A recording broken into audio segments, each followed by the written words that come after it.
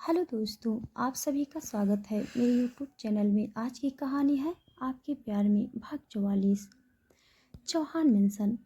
सरगम स्वर को चकमा देकर मेंशन के अंदर आ गई थी और अब स्वर ने भी अपना कॉल डिस्कनेक्ट कर दिया और जल्दी से मेंशन के अंदर आया। सारे मेहमान लगभग से जा चुके थे और परिवार वाले भी वापस मेंशन के अंदर जाकर अपने रूम में चले गए थे। सबका खाना पीना तो बाहर ही हो गया था और अब स्वर भी सरगम के पीछे पीछे अपने रूम में आया। लेकिन जैसे ही उसने दरवाज़ा खोला उसके चेहरे पर सवालिया एक्सप्रेशन आ गए, क्योंकि अंदर रूम में सरगम नहीं थी। वो खुद से बोला, ये हार्ट बीट कहाँ गई? ये बोलकर वो तुरंत रूम से बाहर निकला और सीढ़ियाँ उतरते हुए नीचे की तरफ आया। उसे समझ आ गया था कि सरगम कहाँ होगी। पूरा दिन सरगम ने धड़कन के साथ ही बिताया था ताकि वो स्वर से दूर रह सके। उसने पूरा दिन स्वर को तड़पाया था और अब एक बार फिर से उसने वही तरीका अपनाया। वो धड़कन के साथ आराम से बेड पर सोई हुई थी और स्वर अब उन दोनों की तरफ देख रहा था। उसने हल्का सा सरगम का हाथ पकड़ा और बोला, उठो हार्टबीट, चलो यहाँ से।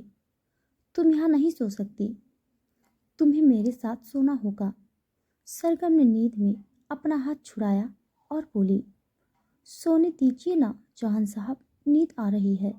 ये बोलकर उसने धड़कन को कसकर अपनी बाहों में समेट लिया। स्वर मुंह बनाते हुए बोला, सोना तुम्हें मेरी बाहों में चाहिए, लेकिन तुम तो धड़कन से लिपट कर सो चुकी हो। उठो ना हार्टबीट, प्लीज, मुझे तुम्हारे बिना नींद नहीं आएगी। सरगम नींद में बड़बड़ाते हुए बोली, तो आप भी यही सो जाइए, पर मुझे परेशान मत कीजिए। अभी वो बोल ही रही थी कि धड़कन ने भी कसमसाना शुरू कर दिया। उसे उठते हुए देखकर स्वर तुरंत पीछे की तरफ हट गया, जैसे धड़कन कोई छोटी बच्ची नहीं बल्कि कोई बम हो और किसी भी वक्त वो फट सकती है। अब स्वर ने एक गहरी सांस ली और अपने कपड़े उतारने लगा। उसके पास और कोई ऑप्शन नहीं था। अकेले अपने रूम में जाकर सोना उसके लिए अब पॉसिबल ही नहीं था। सरगम के बिना उसे नींद नहीं आने वाली थी। इसीलिए पहले उसने बिस्तर के एक किनारे पर तकिए लगाए और फिर धड़कन को सरका कर बिल्कुल मिडिल में कर दिया और फिर खुद सरगम के पीछे जाकर लेट गया। उसने जैसे ही सरगम की कमर पर अपना हाथ रखा, सरगम भी तुरंत उसकी तरफ घूम गई और उसके सीने से लग गई। सर उसे देखते हुए बोला, बहुत अच्छी तरह से पता है मुझे कि तुम जाग रही हो। इतनी जल्दी कोई नहीं सोता है। अभी 5 मिनट पहले तो तुम अंदर आई थी और अंदर आकर तुमने कपड़े भी चेंज कर लिए और गहरी नींद में भी चली गई। सरगम को हंसी आ रही थी। वो सच में सर को बेवकूफ बना रही थी। वो अभी तक सोई नहीं थी, बस सोने का एक्टिंग कर रही थी।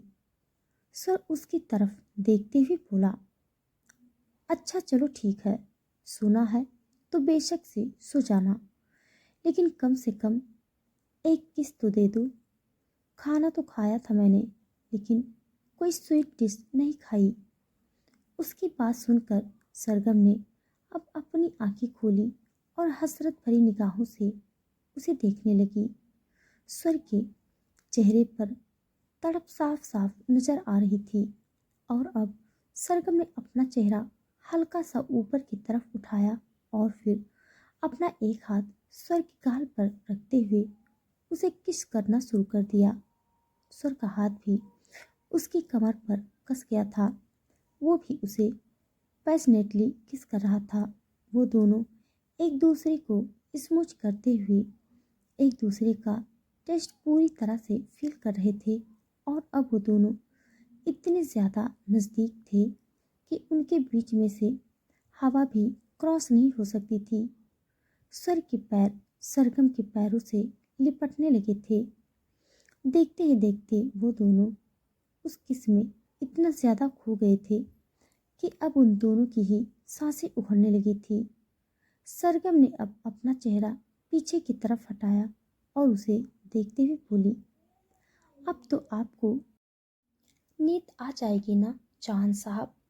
सर ने उसके चेहरे पर अपना हाथ रखा और उसके माथे से अपना माथा जोड़ते हुए बोला, सच में मेरा खुद पर कंट्रोल करना मुश्किल होता जा रहा है।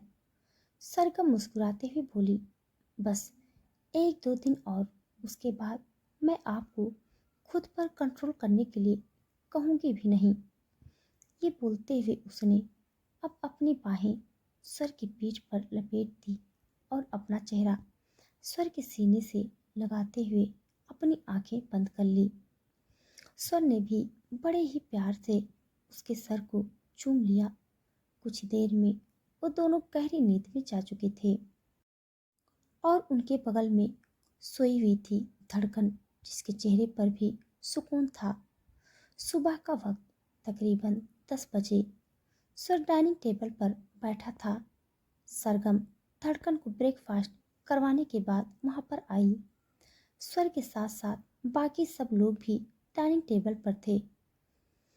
सरगम स्वर की तरफ देखते हुए बोली, आपने कैजुअल कपड़े क्यों पहने हैं चौहान साहब? आप ऑफिस नहीं जा रहे हैं क्या? स्वर मुंह बनाते हुए बोला, मेरी शादी को सिर्फ 2 दिन रह गए हैं और अभी भी तुम मुझे ऑफिस भेजना चाहती हो? सरगम तुरंत बोली, तो मेहंदी का फंक्शन तो रात को है ना, आप पूरा दिन घर पर क्या करेंगे? स्वर ने कोई जवाब नहीं दिया, बस मुस्कुराने लगा और उसकी मुस्कुराहट का मतलब न सिर्फ सरगम बल्कि बाकी सबको भी समझ आ रहा था। कृपया जी जल्दी से बोली, चलो जल्दी से सब नाश्ता करो, फिर सबको ज़रूरी काम भी तो करने हैं। सरगम ने अब स्वर को घूर कर देखा। वो भी डाइनिंग टेबल पर बैठी और सबका ब्रेकफास्ट शुरू हुआ। जैसे ही ब्रेकफास्ट खत्म हुआ, सरगम सीधा धड़कन के पास उसके रूम में आ गई और उसके पीछे पीछे ही स्वर भी उसके रूम में आया। सरगम उसकी तरफ देखते हुए बोली, आप सच में पागल हो गए हैं चौहान साहब। स्वर उसके करीब बढ़ने लगा। सरगम क्लोसेट की तरफ बैठ गई थी। धड़कन तो ब्रेकफास्ट करने के बाद सो गई थी, इसीलिए वो उसके कपड़े समेट रही थी और अब स्वर ने उसके पीछे खड़े होकर उसे अपनी बाहों में भर लिया और बोला, अगर मैं पागल हो रहा हूँ तो इसमें मेरी क्या गलती है? मुझे पागल करने वाली तो तुम ही हो ना। कहना है खुद को कहो। अगर मेरे लिए कुछ करना ही चाहती हो तो मुझ पर थोड़ी सी मेहरबानी कर दो और मेरे इस पागलपन का इलाज कर दो। सरगम उसकी तरफ घूमी और बोली, आज रात मेरे हाथों पर आपके नाम की मेहंदी लगेगी। मैं सोच रही थी कि मैं आपका नाम अपने हाथों पर लिखवाऊं या नहीं। स्वर ने उसकी कमर पर अपना हाथ रखा और उसे अपने करीब खींचते हुए बोला, मेहंदी से लिखा हुआ नाम तो 2-4 दिन में मिट जाना है। अगर तुम मेरा नाम लिखवाना ही चाहती हो तो कुछ इस तरह से लिखवाना कि बेशक से फिर कुछ भी हो जाए, लेकिन मेरा नाम तुम्हारे ऊपर से मिटना नहीं चाहिए। उसकी बात सुनकर सरगम उसकी तरफ देखती रह गई। वो कुछ बोलती उससे पहले ही स्वर का फोन बजने लगा। वो बेशक से ऑफिस नहीं जा रहा था, लेकिन उसे एकदम मीटिंग अटेंड करनी थी जो वो घर पर ही बैठे बैठे करने वाला था। और अब वो सरगम को एक्सक्यूज मी कहकर वहाँ से निकल गया। सरगम उसकी बात के बारे में सोच रही थी, तभी उसके दिमाग में एक ख्याल आया, लेकिन वो ख्याल पूरा करने के लिए उसे किसी की हेल्प की ज़रूरत थी। और फिर उसके दिमाग में ख्याल आया अंबिका का। उसने तुरंत धड़कन का क्लोजेट बंद किया और फिर उस रूम से निकलकर अंबिका के रूम में आई। अंबिका ने उसकी बात सुनी और हैरानी से उसकी तरफ देखते हुए बोली, किस लाइन में घुसी चली आ रही हो तुम? तुम्हें कब से इस तरह के शौक हो गए? सरगम मुंह बनाते हुए बोली, ज्यादा सवाल मत करो, मैंने बस तुमसे जो कहा है वो करने में मेरी हेल्प करो। मैं सच में किसी टैटू आर्टिस्ट को नहीं जानती और मुझे चौहान साहब का टैटू बनवाना है। प्लीज कुछ करो ना। अंबिका, शाम को तो मैं कहीं पर जा नहीं पाऊंगी। मेहंदी के फंक्शन में तो मुझे रुकना ही पड़ेगा ना। तो मेरे पास सिर्फ अभी का वक्त है। प्लीज प्लीज प्लीज मेरी हेल्प कर दो। उसकी बात सुनकर अंबिका ने एक गहरी सांस ली और बोली, ओके फाइन, इतनी बार प्लीज कहने की जरूरत नहीं है। मेरी भाभी तो तुम बनने वाली हो, लेकिन उससे पहले तुम मेरी दोस्त हो और तुम्हारे लिए इतना तो मैं कर सकती हूँ। तुम बस मुझे आधा घंटा दो। तुम्हें कहीं जाने की जरूरत नहीं है। खुद टैटू आर्टिस्ट तुम्हारे पास आएगा। उसकी बात पर सरगम मुस्कुराई और उसके सीने से लगकर बोली, थैंक यू सो मच। ये बोलकर अब वो तुरंत वहां से चली गई और अंबिका ने अब अपने फ़ोन से एक टैटू आर्टिस्ट को कॉल किया जिससे उसने कुछ ही दिन पहले अपनी कलाई पर एक टैटू बनवाया था और उसे घर पर बुला लिया। लेकिन प्रॉब्लम ये थी कि उसे टैटू आर्टिस्ट को सर के सामने आने से बचाना था। तकरीबन आधे घंटे के बाद सरगम ने दरवाज़ा खोला और अंदर की तरफ आई। सामने ही अंबिका और वो टैटू आर्टिस्ट बैठा था। अंबिका सरगम को देखते ही अपनी जगह से उठी और बोली, तुम टैटू बनवाओ और मैं बाहर जाती हूँ। अगर भाई ने तुम्हारे बारे में पूछा तो बोल दूंगी कि तुम कहीं बाहर गई हो। सरगम तुरंत बोली, तुम पागल हो गई हो क्या? वो मुझे अपनी आंखों से एक पल के लिए भी दूर नहीं होने देते।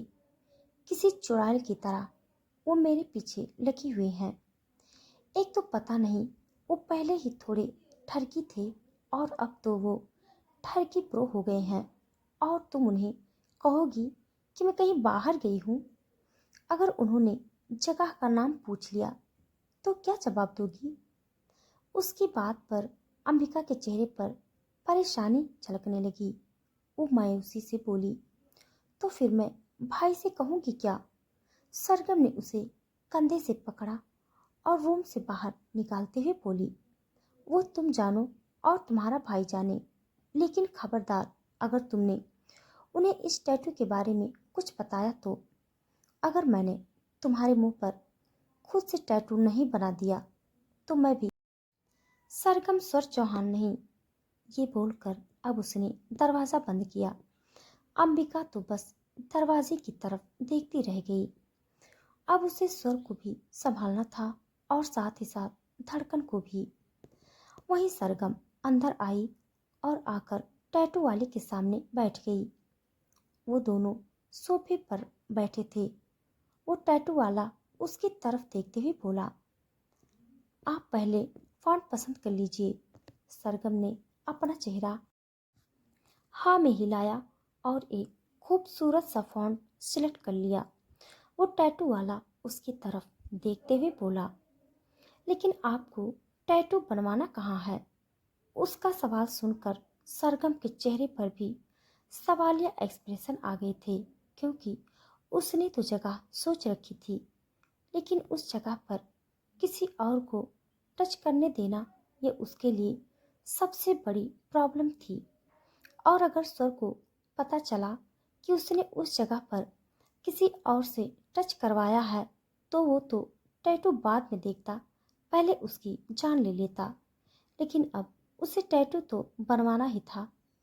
वो उस आदमी की तरफ देखते हुए बोली, खबरदार अगर तुमने मुझे वहां पर ऐसी वैसी नजरों से देखा तो वो टैटू वाला हैरानी से बोला, लेकिन कौन सी जगह पर?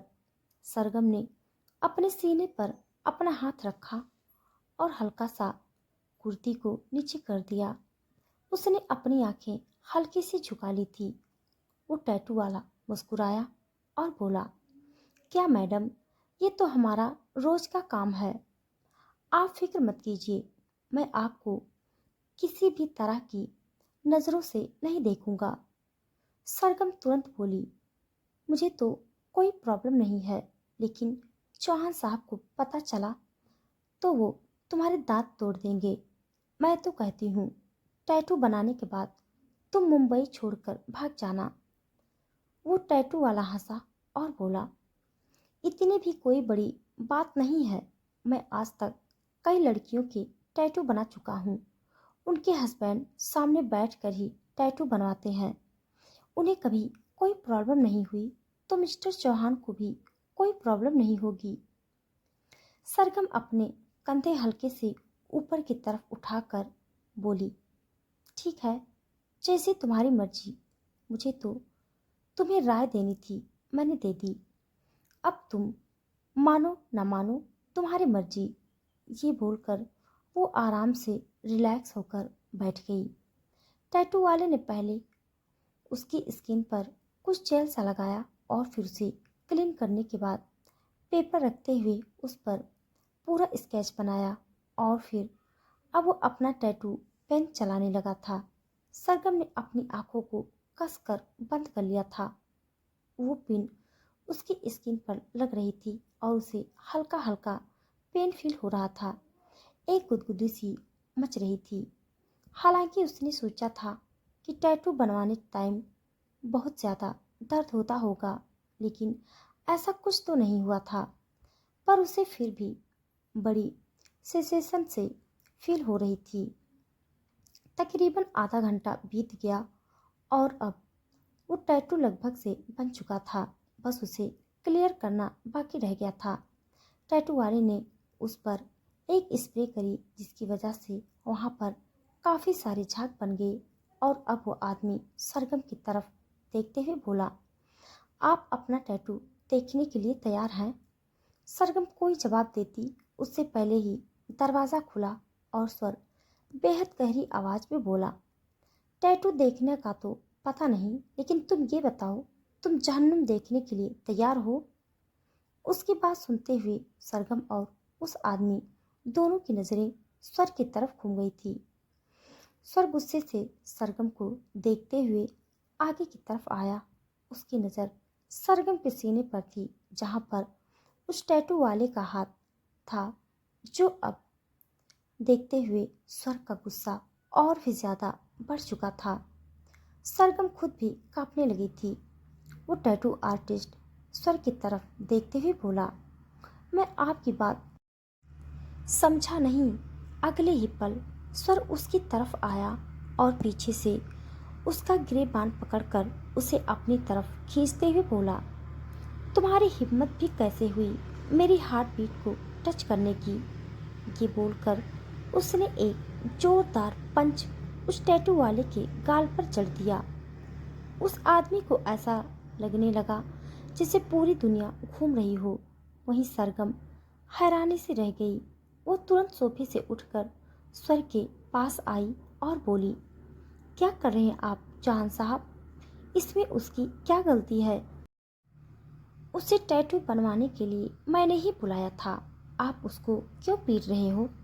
स्वर उसकी तरफ देखते हुए बोला, क्योंकि तुम्हें पीट नहीं सकता, वरना अच्छी खासी पिटाई तो मैं तुम्हारी करता। उसकी बात पर सरगम ने हल्का सा अपना चेहरा झुका लिया। स्वर गुस्से से बोला, तुम्हारी हिम्मत भी कैसे हुई किसी और से वहाँ टच करवाने की? अगर तुम्हें टैटू बनवाना था तो तुम मुझे बोल देती, मैं खुद से तुम्हें पूरा रंग देता, वो भी ऐसे रंग से जो कभी नहीं हटता। सरगम हल्का सा मुस्कुराई और बोली, ये भी कभी नहीं हटेगा चौहान साहब, फिक्र मत कीजिए। स्वर ने उसकी कमर पर अपना हाथ रखकर उसे अपनी तरफ खींचा और बोला, क्या ज़रूरत थी इसकी? सरगम उसकी आंखों में आंखें डालकर देखते हुए बोली, मन कर रहा था आपका नाम अपने बदन पर कुछ इस तरह से लिखवाने का कि वो नाम कभी भी हटे नहीं। सर उसकी बात सुनते हुए चुपचाप उसकी तरफ देख रहा था।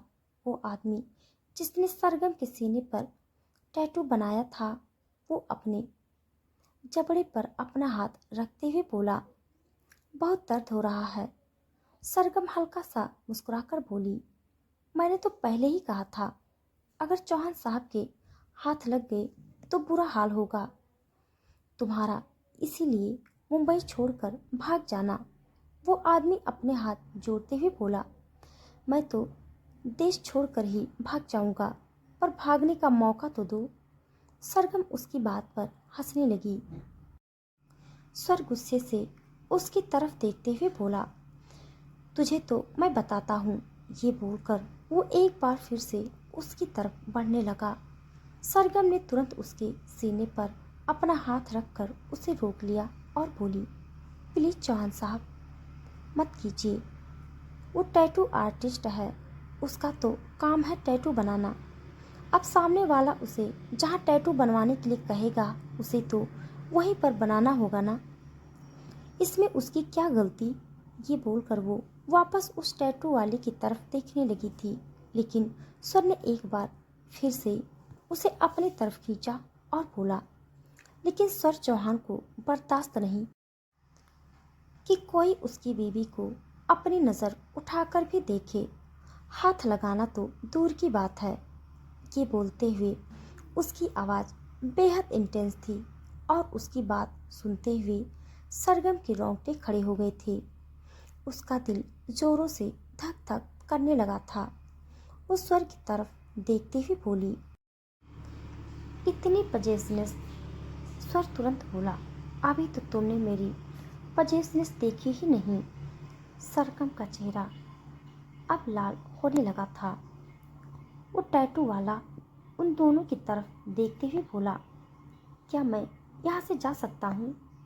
मेरा मुंह बहुत ज़्यादा दर्द कर रहा है, मुझे डॉक्टर के पास जाना पड़ेगा।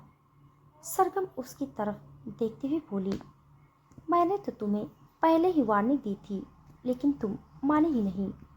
ये तो शुक्र मनाओ मैंने तुम्हें चौहान साहब से बचा लिया, वरना चौहान साहब तो तुम्हारी पक्का जहन्नुम की टिकट करवा देते।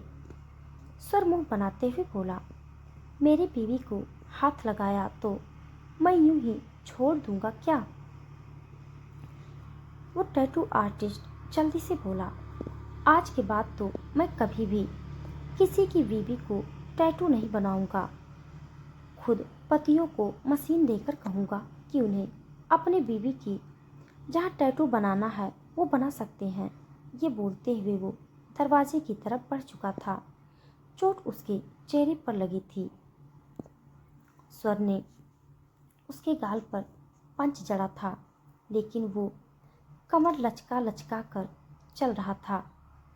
उसे देखकर सरगम को एक बार फिर से हंसी आने लगी थी। तो दोस्तों, आज के लिए बस इतना। इसके आगे का भाग जानने के लिए आप सब मेरे साथ बने रहिए। हमारी कहानी आप सबको कैसी लग रही है कमेंट बॉक्स में ज़रूर बताइएगा। तब तक के लिए धन्यवाद।